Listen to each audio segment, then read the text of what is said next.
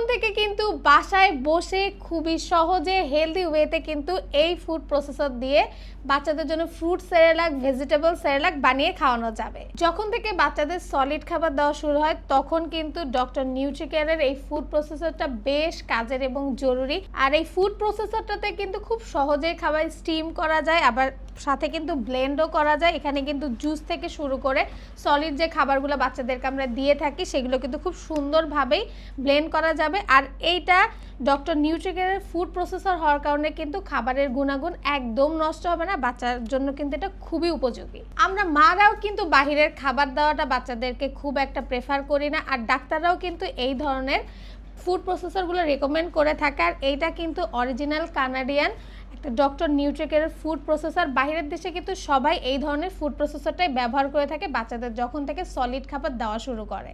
তাই বাচ্চাদেরকে বাহিরের খাবার না দিয়ে এই ডক্টর নিউট্রিকেয়ারের ফুড প্রসেসরটা ব্যবহার করে বাসায় বসে হেলদি ওয়েতে খাবার দেওয়াটাই একটা বেস্ট ওয়ে।